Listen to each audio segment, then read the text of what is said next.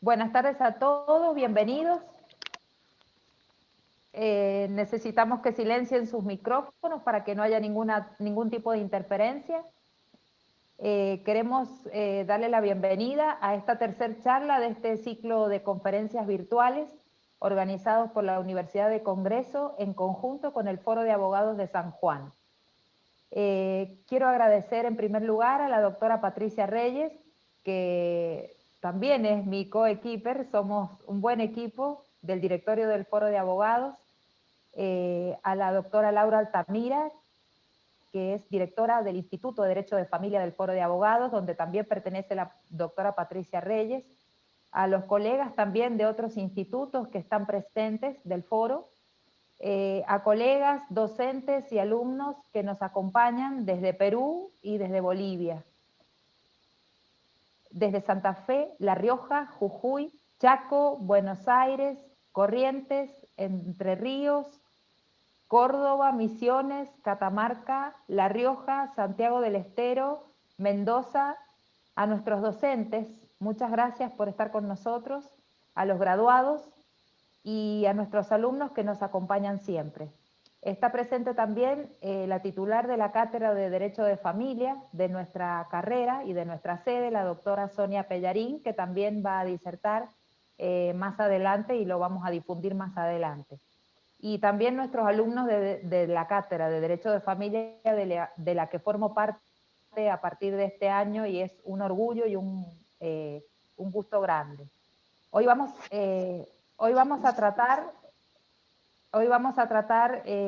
un tema bastante actual, muy interesante, que es el régimen patrimonial del matrimonio. Tenemos como invitada especial a la doctora Rebeca Ropero.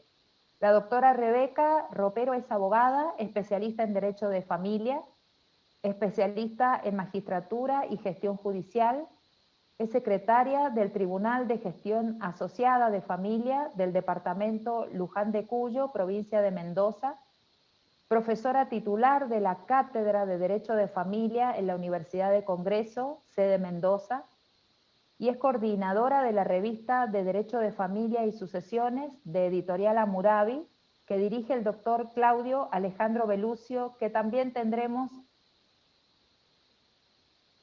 el mes que viene estar con él aquí en este ciclo de conferencias.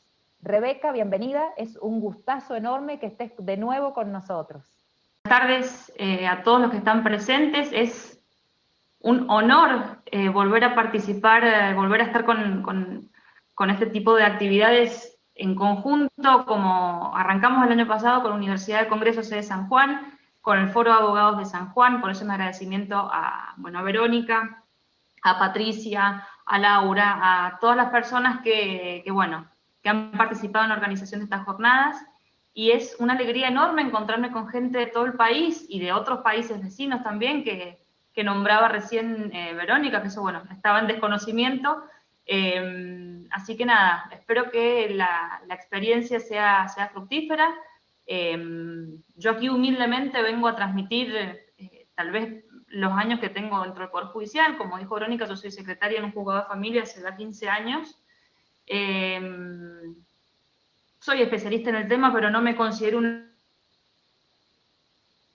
erudita. O sea, uno transmite lo que piensa que puede llegar a resultar de más utilidad práctica en el quehacer diario, tanto del operador desde el lado de adentro de la justicia, como también desde el punto de vista del abogado litigante.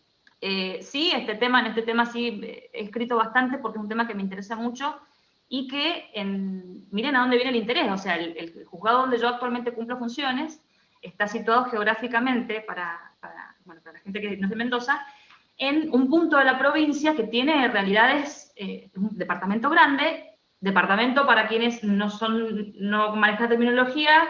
En San Juan y en Mendoza se parecen, tal vez en Buenos Aires, por ejemplo, equivaldría a los partidos, ¿sí? Está situado, como les decía, en un departamento que tiene muchas realidades socioeconómicas. Tenemos muchísima gente con un nivel adquisitivo de medio alto, ¿sí? Por lo que es geográficamente la región, y tenemos también una franja geográfica hacia otro lado del departamento con otro tipo de realidad. Entonces, esto hace que las causas que llegan a juzgado nos obliguen a pensar y a repensar permanentemente un montón de temas, ¿sí? Y el tema del régimen patrimonial del matrimonio, justamente por esta distribución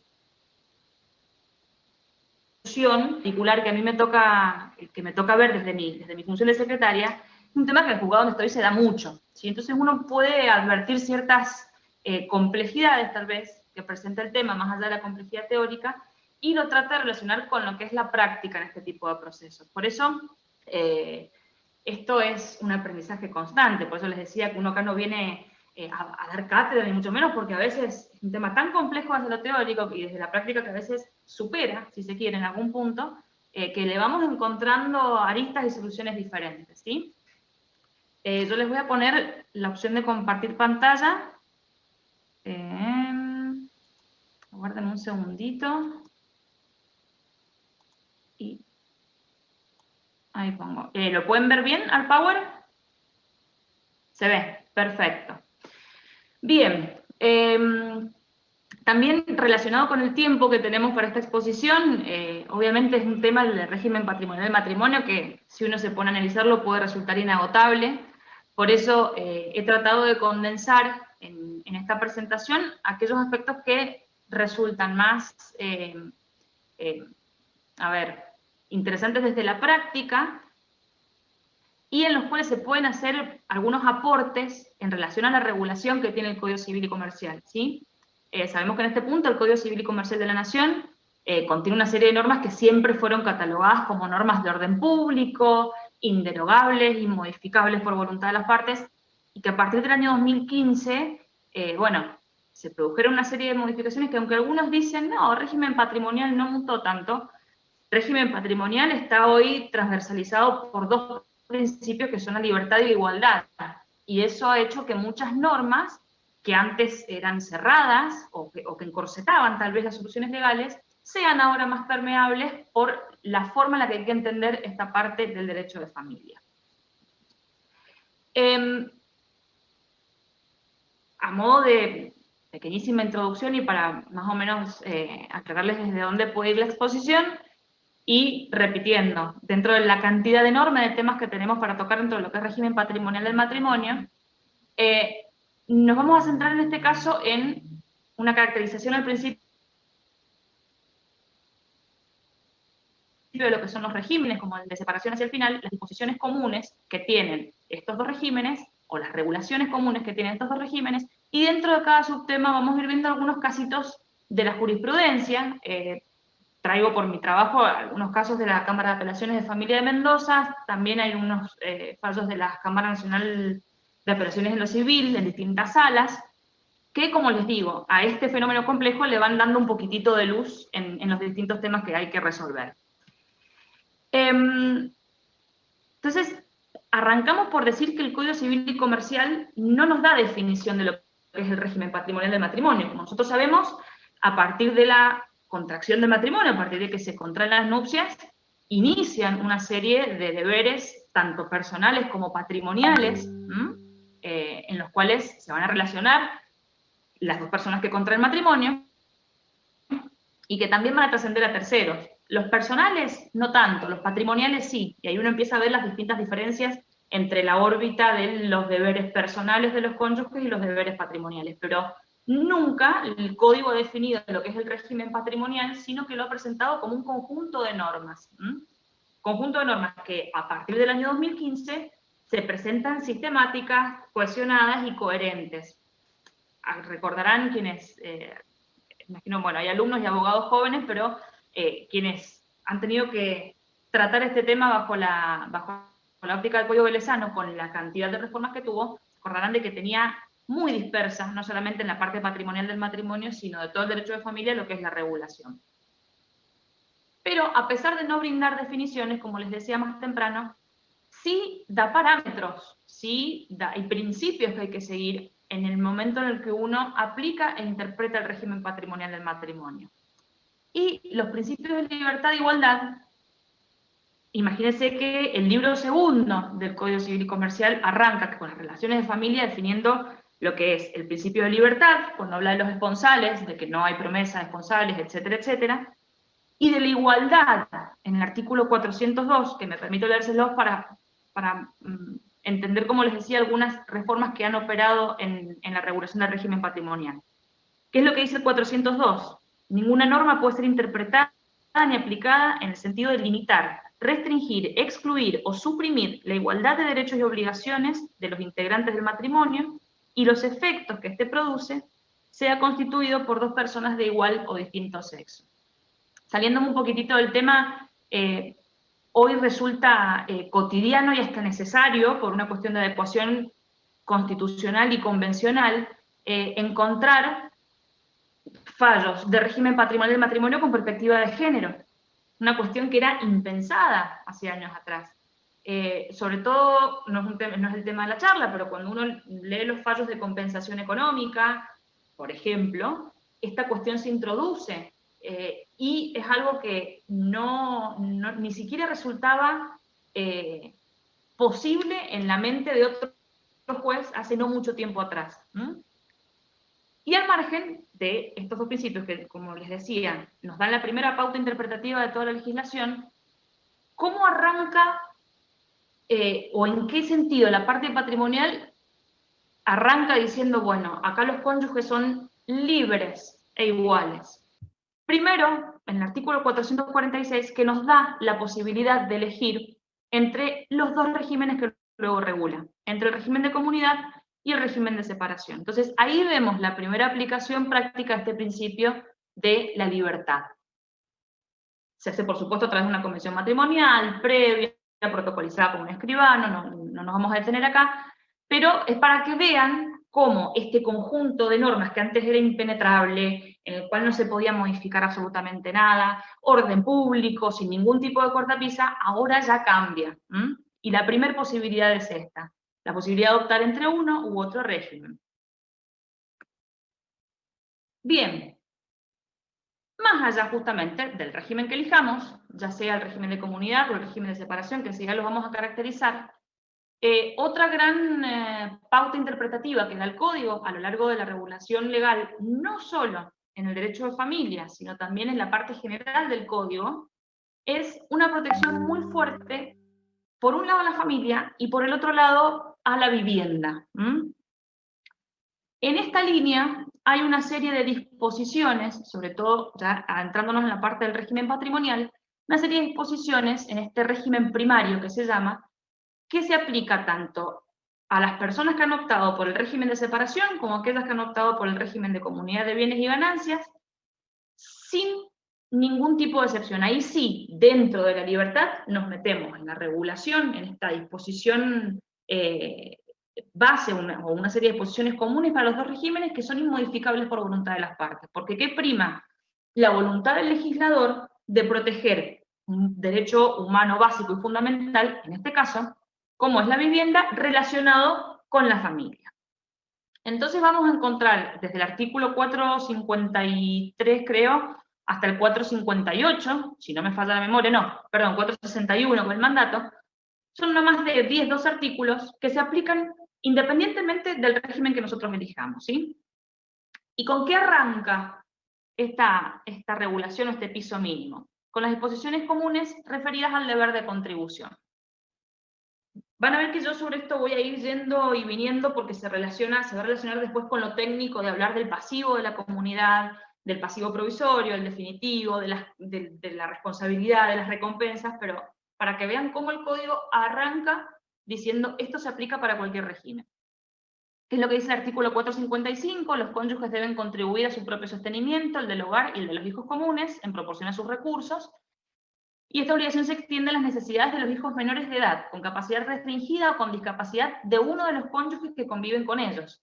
Entonces, adelantándome un poquito, y para que entendamos el plano en el que estamos, yo acá en la práctica estoy diciendo que yo me caso con una persona, me divorcio, y al momento de liquidar esa comunidad de bienes, va a ser una carga de los dos aquel gasto que irrogue la manutención de un hijo que no es mío, que es del otro. ¿Sí?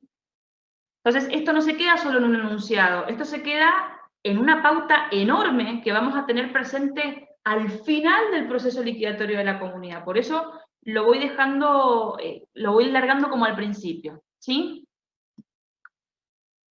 Otra norma fundamental del régimen primario, que también se va a relacionar luego con el régimen de comunidad, pero con otra arista. La necesidad del asentimiento, que esto nos puede resultar muy familiar a todos los que operamos en el derecho de familia, ¿sí?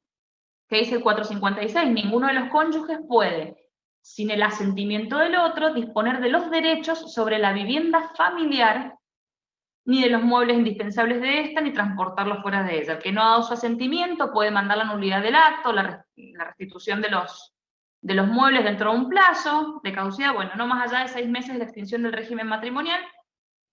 Eso es el mecanismo para que opere el asentimiento. La vivienda familiar, dice, no puede ser ejecutada por deudas contraídas después de la celebración del matrimonio, excepto que hayan sido contraídas por ambos cónyuges conjuntamente o por uno con el asentimiento del otro. Entonces, ¿a qué tiende esta norma? Por más que hayamos elegido el régimen de comunidad, que va a implicar que hacia el final del proceso liquidatorio vamos a repartir si queda algo, por decirlo de una manera un poco enroscada, mitad y mitad, o que cada uno conserva sus bienes, la vivienda familiar no se toca, ¿sí? Entonces, cuando a mí el juzgado me llega un caso que me dicen, le pido el asentimiento, porque no me da el asentimiento para que yo venda un auto y estamos bajo el régimen de comunidad, no es esta la norma que se aplica, es otra que vamos a ver enseguida. Si viene la persona y me dice, mire, estamos en una unión convivencial inclusive, porque se aplica también a las uniones convivenciales este artículo, o estamos en un régimen de separación, pero mi cónyuge quiere vender el único bien que tenemos inmueble y es donde vive toda la familia. Ahí entra la operatividad de esta norma. Por eso, cuando se plantean o cuando judicialmente es necesario requerir el asentimiento, es muy importante que el abogado que lo plantea encuadre bien, no solamente en un encuadrar en derecho como un requisito procesal de la demanda, pero encuadre bien el planteo en este sentido. Esta norma es la que les va a permitir proteger la vivienda.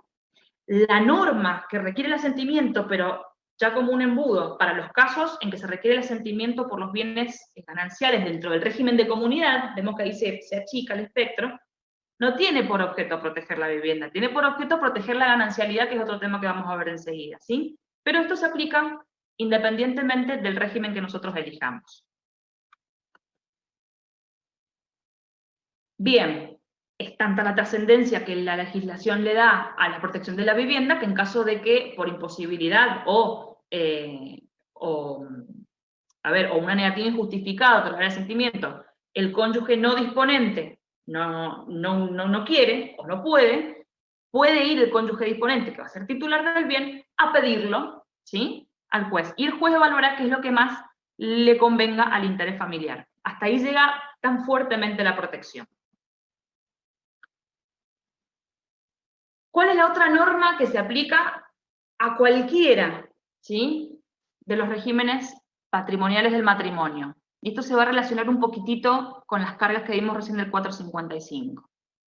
¿Qué es lo que nos dice el 461? Los cónyuges responden solidariamente por las obligaciones contraídas por uno de ellos para solventar las necesidades ordinarias del hogar.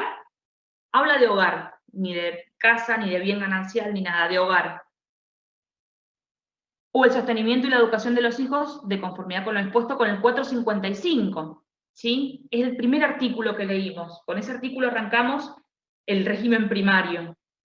¿Cuál va a ser la diferencia práctica entre estas dos normas o de aplicación?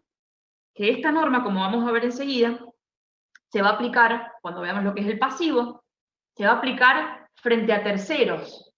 O sea, esta norma nos indica, independientemente del régimen, que por estas deudas el tercero acreedor puede atacar todos estos bienes, ¿sí? El 455 que menciona el 461, ¿a qué se refiere? Que independientemente del bien que haya atacado ese acreedor, al final del proceso, cuando yo me divorcio con mi cónyuge y tengamos que hacer cuentitas entre los dos, ahí vamos a decir, bueno, a ver, era una deuda común que el acreedor atacó un bien común, listo, quedamos mano a mano.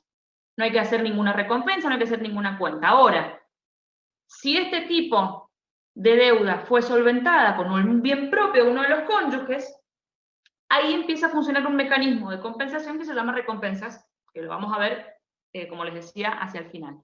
Pero lo que tiene que quedar en claro es esto, o sea, todas estas normas, terminamos creo que con el 461, pues son los temas principales, se aplican para proteger la vivienda, en el caso del artículo 456, cuando requiere el asentimiento, se aplica para proteger las necesidades ordinarias de los hijos, ¿sí? Y se aplica independientemente del régimen. Una norma va a encontrar aplicación durante toda la vida del régimen patrimonial del matrimonio de la pareja, ¿sí?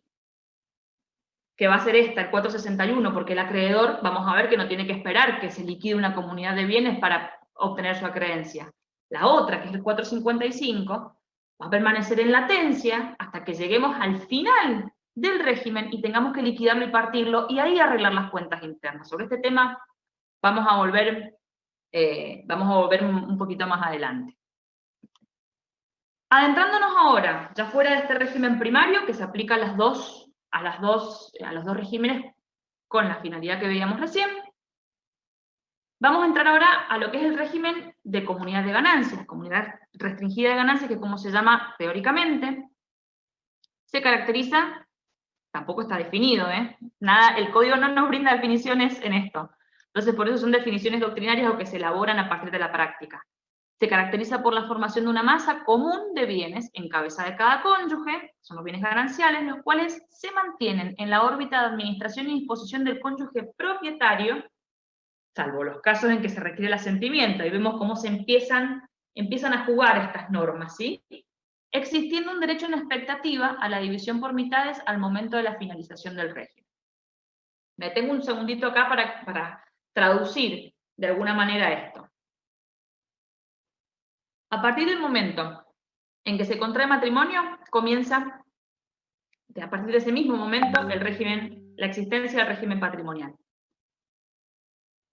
Yo cuando esto lo doy en clases, me gusta, para graficarlo de la manera más didáctica posible, hacer como una especie de caminito o de hilo de tiempo, considerando las vicisitudes que puede tener el régimen patrimonial.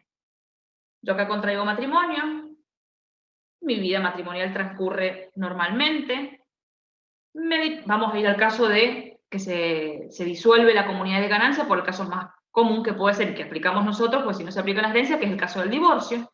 Entonces, por ejemplo, en el momento del divorcio, la anulación del matrimonio, opera la extinción de la comunidad, y desde la extinción de la comunidad entramos en un periodo que se llama indivisión poscomunitaria hasta que efectivamente liquidamos y partimos esa comunidad, ¿sí? Entonces, estos bienes que vamos a ver en la calificación, que contribuyen a la formación de la masa de gananciales, van a permanecer en cabeza de cada cónyuge. Principio liminar de administración de los bienes gananciales. Cada cónyuge administra y dispone libremente los bienes gananciales que adquiere. Yo estoy casada, adquiero un inmueble, lo administro y lo dispongo como quiero, salvo en los casos en que el código me está pidiendo el asentimiento. ¿Sí? Van a haber bienes en que no va a requerir el asentimiento. Pero vamos a ver que dentro del régimen de comunidad de ganancias, o si coincide con el 456 que habíamos recién, en esos casos sí voy a tener una limitación a mi libertad, ¿en pos de qué? De proteger, en este caso, ese derecho en expectativa a la división por mitades, porque durante todo ese íter, todo ese camino, los bienes se mantienen en cabeza del cónyuge titular, ¿sí? Si yo quiero vender un bien, le voy a pedir el asentimiento al otro, ahí opera perfectamente el mecanismo. Pero yo no puedo, sin estar disuelta la comunidad de bienes, decir dame mi 50%. ¿Sí? Por eso el derecho es en expectativa. ¿Y cuál es la expectativa? Que lleguemos al final del íter, a la liquidación y a la partición, y hagamos una operación contable que es activo menos pasivo, neto. El neto es la expectativa.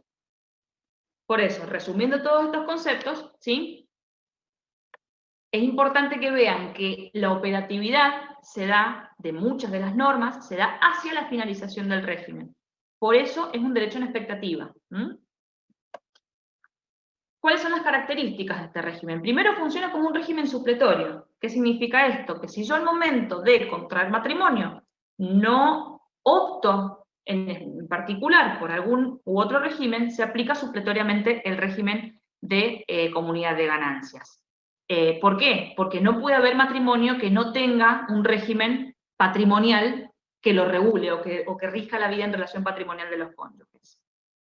Ya como dijimos, este régimen se caracteriza por la formación de dos masas. Vamos a tener bienes propios de cada uno de los cónyuges y los bienes gananciales. Están enumerados en estos dos artículos del Código Civil y Comercial de la Nación, que tienen como hasta el inciso ñ más o menos. Son largos, ¿sí? Pero son taxativos. Y como al mismo tiempo pueden dar lugar a distintas interpretaciones, vamos a ver enseguida en la calificación que lo que es propio y lo que es ganancial se rige por algunos principios básicos del derecho civil. Pero lo importante es esto: se forman dos masas de bienes, propios y gananciales. Los propios, en términos muy generales, son aquellos que los cónyuges llevan al matrimonio o que adquieren a título gratuito, y los bienes gananciales son aquellos que se adquieren durante la vigencia de la comunidad de bienes y hasta su disolución, y o que se adquieren a título oneroso. Acá, en estas etapas integradas de las cuales les hablo, por eso establezco ese corte, desde la celebración del matrimonio hasta la disolución, y desde la disolución hasta la liquidación y partición, que es la indivisión postcomunitaria. ¿Y por qué hablo de etapas integradas? Porque si uno, ya enseguida vamos a ver, si uno lee una sentencia de una liquidación de comunidad de bienes, uno puede ver una cantidad de cosas que dice, ¿y esto de a dónde salen? Porque podemos ver la calificación que está al principio, por ejemplo, un tema de calificación de un bien propio ganancial, se va a relacionar con la recompensa, porque vamos a ver que si ese bien que era propio solventó una deuda que era ganancial, al momento de divorciarme tengo que jugar ese mecanismo para mantener la intangibilidad de las masas. Entonces se van mezclando todos los temas, y son sentencias que pueden tener desde la determinación del activo y el pasivo, la atribución de la vivienda familiar, la atribución preferencial de un bien a alguno de los cónyuges por alguna cuestión comercial, por ejemplo, la fijación de un canon por el uso exclusivo de un bien. Son sentencias complejas, ¿sí?, pero integrales. Entonces uno llega hacia el final de este tipo de procesos, cuyo objetivo final es liquidar y partir, con todas, entre comillas, y para ser clara, con todas las cuentitas hechas y las deudas saldadas, ¿sí?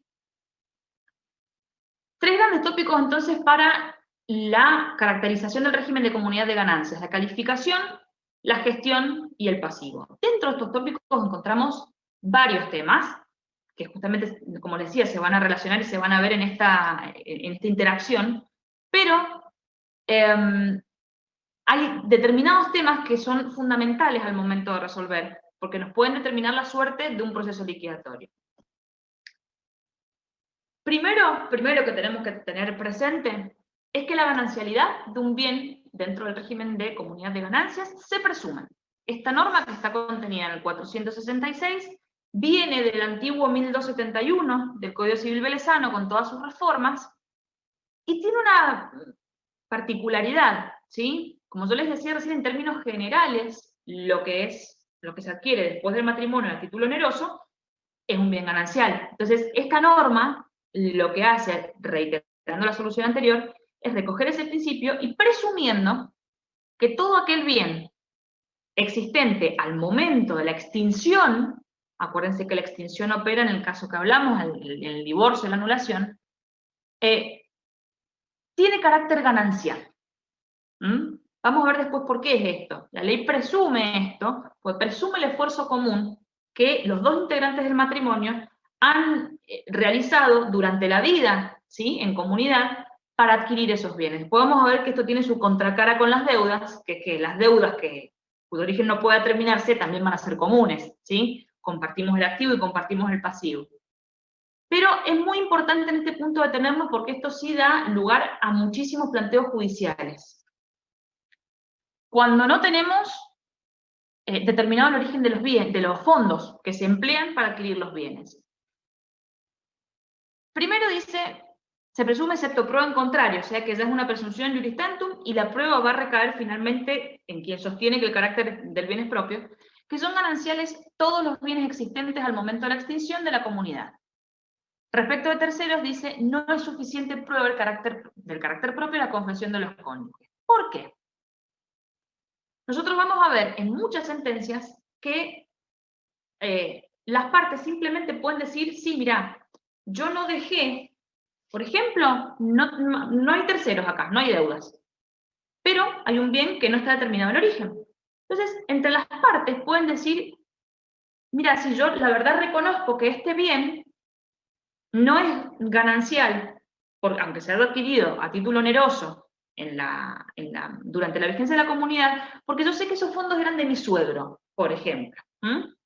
Entonces, hacia el final del régimen, vamos al caso chato de que no haya deudas, ¿sí? Hacia el final del régimen, ¿qué voy a tener? Un juez que va a decir, bueno, las partes, si bien no está determinado el origen de este bien, no está determinado el origen de los fondos, como las mismas partes están reconociendo el origen, no hay controversia y no se afectan derechos de terceros, ese bien es propio, ¿sí? Ahora, ¿qué pasa con los terceros? Siempre los terceros les tenemos que dar un sistema de respaldo, y el sistema de respaldo, básicamente, es registral. Entonces, ¿cómo sigue este artículo? Dice, para que sea oponible a terceros el carácter propio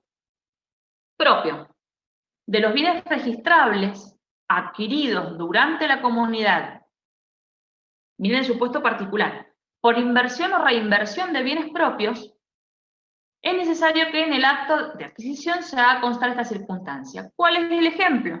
Yo, vigente la comunidad de bienes, vendo un bien propio, ¿sí?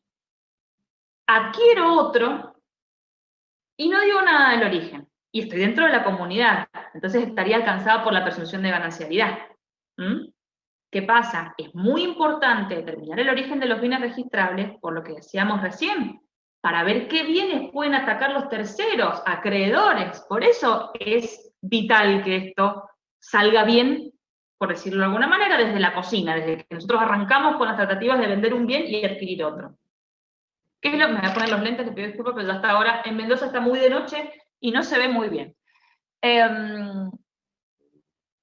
Dice, para que sea oponible a terceros el carácter propio de los bienes registrables adquiridos durante la comunidad por inversión o reinversión de bienes propios, es necesario que en el acto de adquisición se haga constar esta circunstancia, determinándose su origen con la conformidad del otro cónyuge.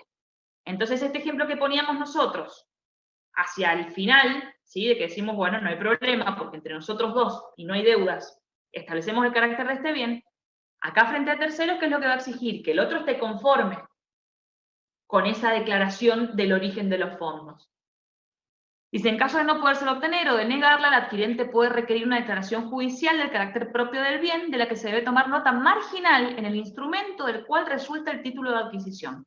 El adquirente también puede pedir esa declaración judicial en caso de haberse omitido la constancia del acto de adquisición. Acá hay que salir a invocar y hay que salir a probar fuerte, por decirlo de alguna manera, para defender la propiedad. Y cesa, por supuesto, el régimen de separación de bienes por la disolución o por la modificación del régimen convenido. Acuérdense que en virtud de la regulación del 461, creo que es, nos permite cambiar entre el régimen de comunidad y el régimen de separación, con un intervalo mínimo de 1 año, liquidando primero cada una de las comunidades de bienes para no afectar derechos de terceros. Entonces, esa es una de las causas de cese del régimen de separación. Patri, Vero, he tratado, y a todos, perdón, de condensar un tema largo, pensé hacerlo en menos tiempo, espero que les haya quedado lo más claro posible. Ahí está. Y no sé si hay preguntas o alguna duda o lo que sea, por el tiempo que queda, que manejen las moderadoras. Bueno, y espero que les haya quedado algo claro, un tema tan complejo y sobre el que vamos reinventándonos todos los días. Bueno, muchísimas gracias. Sos muy didáctica y muy pedagógica, Rebeca. Bueno, gracias. Creo que de seguir escuchándote, doctora Rebeca. Es verdad. Acá hay en el chat, no sé si quieren hacer alguna pregunta en el chat. Me están pidiendo que si puedes enviarnos tu PowerPoint. ¿Sí? Me están pidiendo por WhatsApp también, así que por ahí En el caso de que sea así, yo daría mi correo aquí porque así no puedo anotar todos los nombres de los correos porque ya este chat se corta con la charla.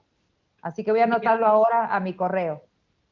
Perfecto. Si vos quieres compartir tu Power con nosotros para el tema de los fallos y para que los alumnos también puedan seguir aprendiendo, sería buenísimo.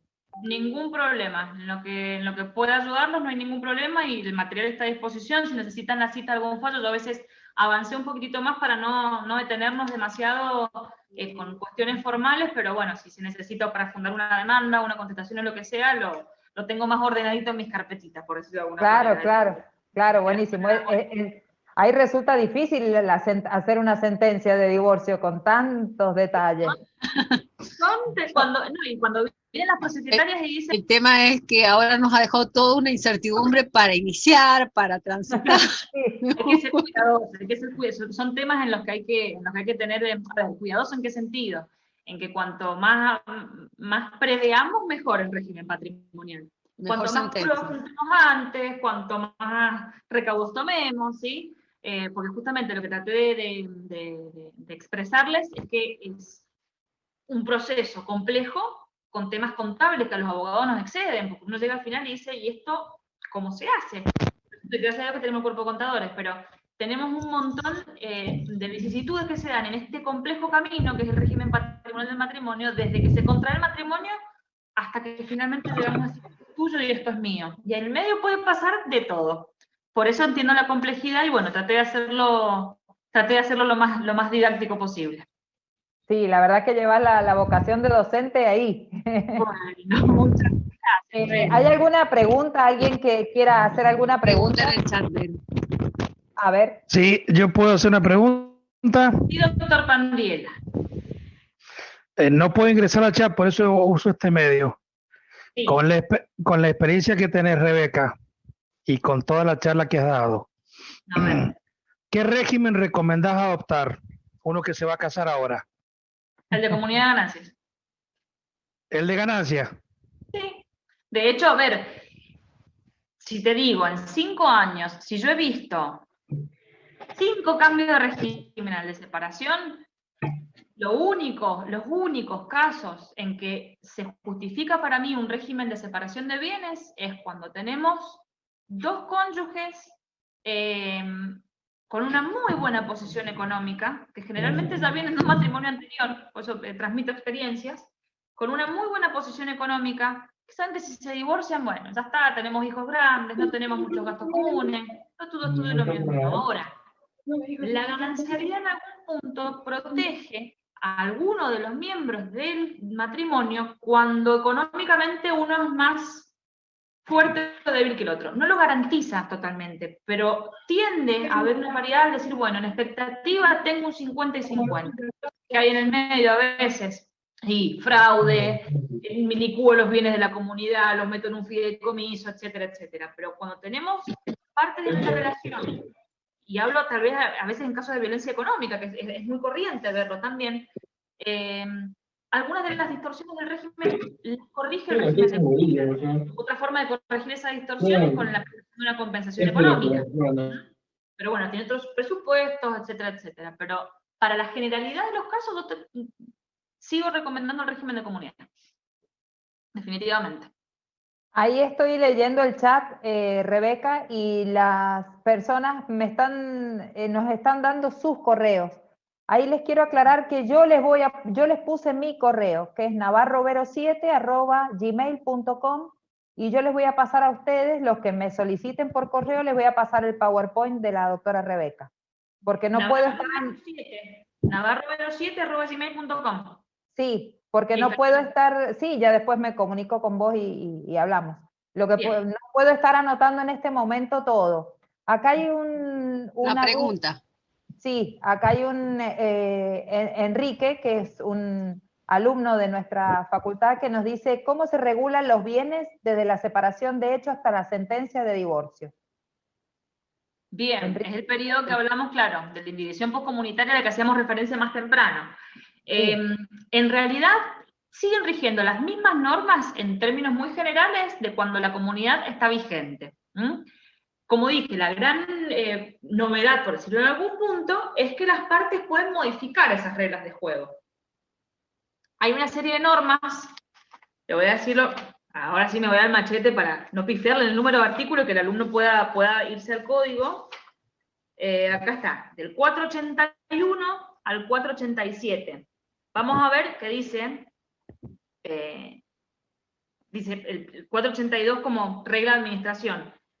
Si durante la indivisión comunitaria los excónyuges no acuerdan las reglas de administración e imposición de los bienes, subsisten las relativas al régimen de comunidad en cuanto no sean modificados en esta sección. Entonces le está diciendo, vamos a tener la misma responsabilidad, vamos a tener el mismo régimen de contribución a las cargas, etcétera, etcétera. ¿Qué es lo que nos trae como novedoso? La posibilidad, que en realidad está a lo largo de todo el régimen patrimonial, pero la parte de indivisión comunitaria lo centra más. La posibilidad de pedir medidas precautorias, porque ¿cuál es la diferencia que sí va a existir entre la indivisión comunitaria y el régimen de vida de la comunidad?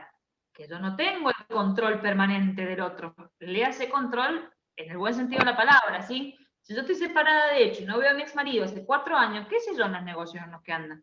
¿Qué sé yo cómo está protegiendo ese bien ganancial que yo quiero que se proteja mi derecho hacia el final del régimen? Entonces puedo pedir inventarios, puedo pedir intervenciones, puedo pedir un montón de cosas, ¿sí? Estas medidas generalmente se dan en el pedido, se dan en la separación de hecho, y a lo largo de todo el periodo de indivisión comunitaria, y se prorrogan, acuérdense del 722, 723 del Código Civil y Comercial, por el tiempo que sea necesario hasta el momento de la liquidación, para evitar ciertas maniobras justamente que tiendan a excluir bienes de la comunidad. Y otras dos normas muy importantes que regulan la parte de la indivisión comunitaria es la posibilidad de pedir una compensación económica, no como compensación de 441, sino una compensación por el uso exclusivo de un bien. Nos separamos de hecho, y yo me quedé viviendo en una casa que es un bien ganancial, ¿sí? Entonces, ¿yo qué pasa? Estoy usando exclusivamente un bien que tenemos que liquidar. Entonces, el otro puede pedirme, porque en la vida en comunidad lo usamos los dos. El otro puede pedirme una compensación por uso exclusivo, por supuesto. Tiene que haber un pedido fehaciente, etcétera, etcétera. Ese es el 484 y el 485. Esas son las normas específicas que rigen en ese periodo. Acá hay otra pregunta, Rebeca, dice, en el caso de una deuda de AFIP, por ejemplo, por el desempeño de la profesión de un cónyuge, si el fruto de su trabajo es ganancial, ¿cómo se califica esta deuda proveniente de la profesión? De la profesión sería personal. Claro, porque es una deuda de AFIP y que es personal de cada uno. Claro, es una deuda personal, ¿sí? Acuérdense que el principio, a ver, por más que venga de mí, creo que era la última parte, no sé si era la última parte del 491, dame perdí la filmina, esperen que voy al machete que tengo acá. Acá. Bien, igual depende de cuándo se contrae la deuda, ojo. Si se contrae Claro.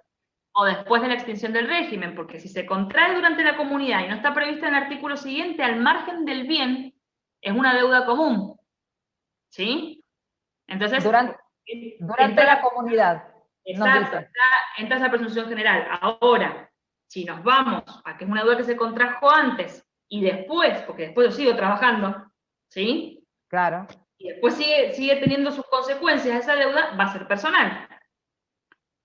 Bien. Depende de qué momento se contraiga la deuda. ¿Sería antes o después?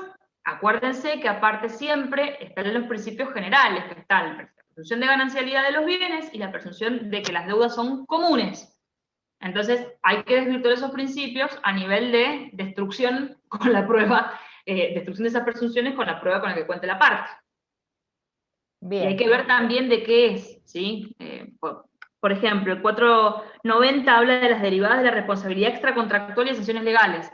Que esto es un ni que ha quedado en el código, porque como ustedes saben, este código a nivel de responsabilidad ya no distingue entre responsabilidad contractual y extracontractual, la de la culpa, en el 1109, entonces como que ha quedado como una especie de resabio, por decirlo de alguna manera.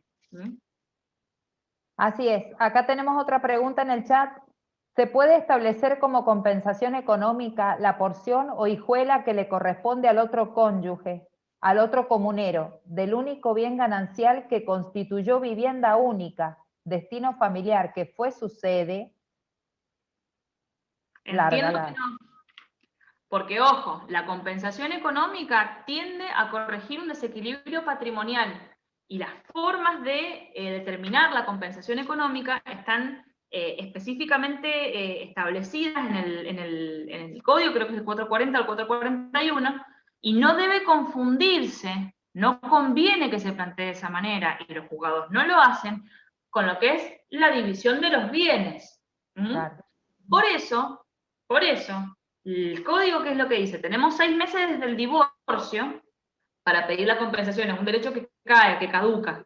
Pero ¿cuáles son las formas que dice el 441, que regula la compensación económica y se aplica también en las uniones convivenciales?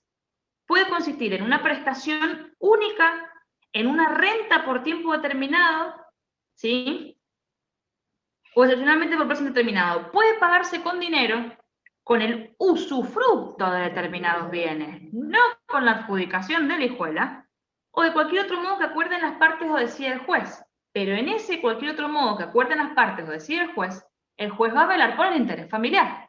Y sí hemos rechazado fijaciones de compensación económica que tienden a disminuir la hijuela de lo que queda hacia el final, en esa sentencia de liquidación. Claro. Acá hay otra pregunta. ¿Los herederos pueden reclamar el derecho de recompensa del cónyuge fallecido? No. ¿El derecho de recompensa? Ah, bien. Pensé que me decía la compensación, me quedé con la compensación económica. A ver, el heredero, por una cuestión de sustitución y sucesión procesal, puede entrar, ¿sí? Pero acuérdense que todas estas normas se aplican solamente cuando nosotros disolvemos y liquidamos la comunidad en vida de los cónyuges. Si no, se aplican todas las normas de las herencias. Entonces, opera el fuero de atracción por parte del sucesorio y es el juez del sucesorio quien va a determinar esta existencia de los bienes, de las hijuelas, de las recompensas y demás, en función de los acreedores que se encuentren verificados. Ahí no se aplican las normas del régimen patrimonial que hemos visto ahora, sino las normas relativas a las sucesiones que están en el Código Civil y Comercial y en los códigos procesales de cada provincia. Muy bien, buenísimo. Muchas gracias, Rebeca. ¿Alguna otra pregunta que quieran hacer? La pueden escribir en el chat antes de que terminemos. Y les recuerdo que más arriba del chat les he dejado mi correo para que aquellos que quieran tener el PowerPoint de la doctora me envíen un mensaje, un correo, y yo se lo reenvío cuando ella tenga tiempo y me lo mande. El doctor Pandiera preguntando si se puede ir a la Arístides, les aclaro, porque van a leer el chat y no van a entender nada. La Arístides Arístides Villanueva es una calle de acá de la ciudad de Mendoza, donde es la zona de bares. ¿Dónde están los bares?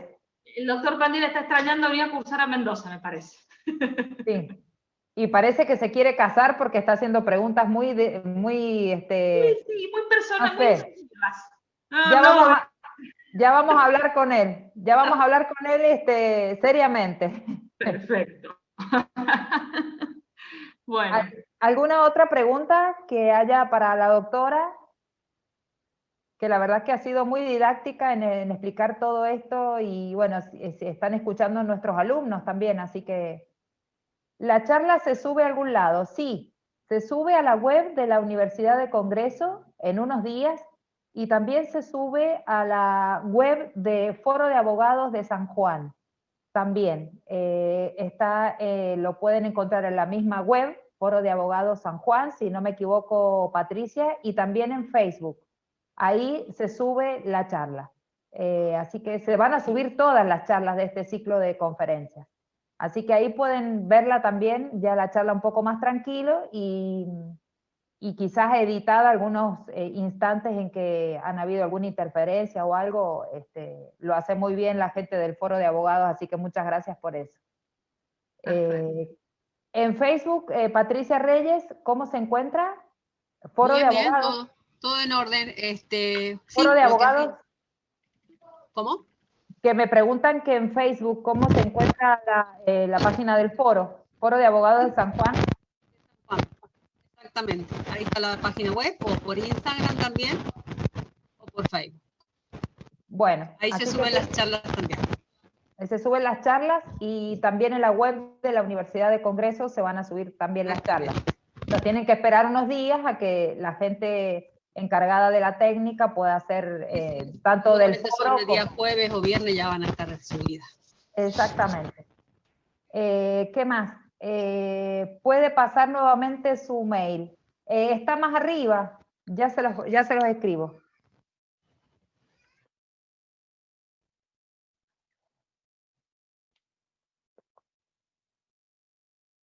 navarrovero7@gmail.com.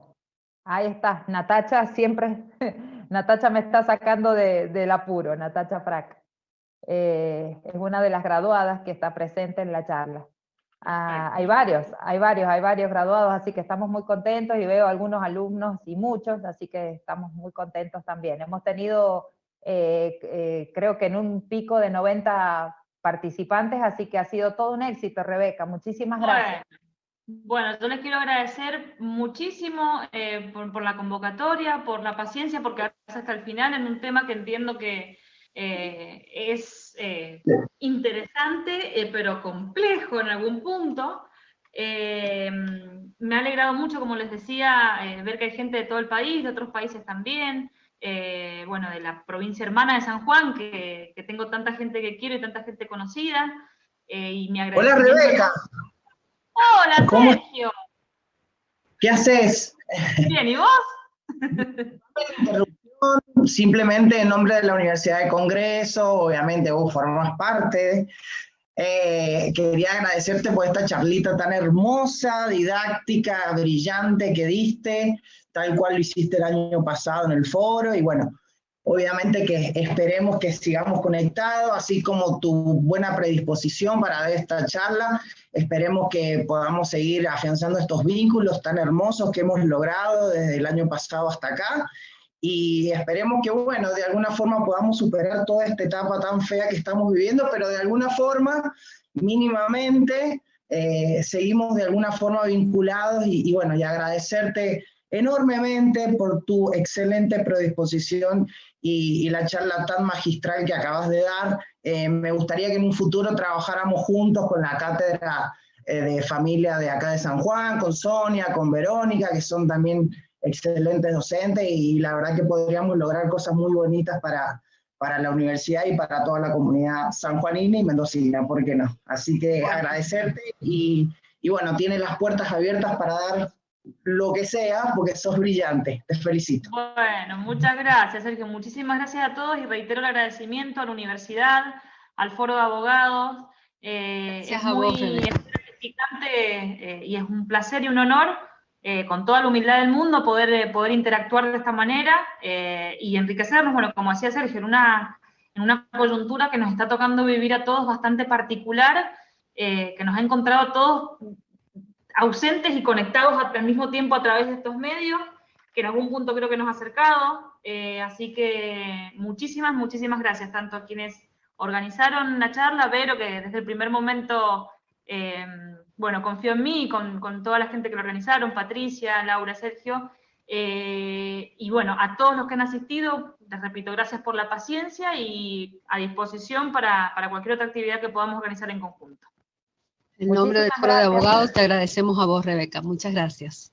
Por favor, un placer. Muchísimas gracias, Rebeca, y a todos los que están asistidos por tan buena convocatoria que hemos tenido y por la excelente charla que nos has dado y todo lo que hemos aprendido hoy. Bueno, hay chat todavía. Te están felicitando, muchas gracias, excelente, felicitaciones. Muchas gracias a todos. Muchísimas gracias. Tenés el gran don que hagas que me guste el derecho de familia. Una persona como yo, muy del derecho penal, haces que me fascine el derecho de familia, así que te agradezco.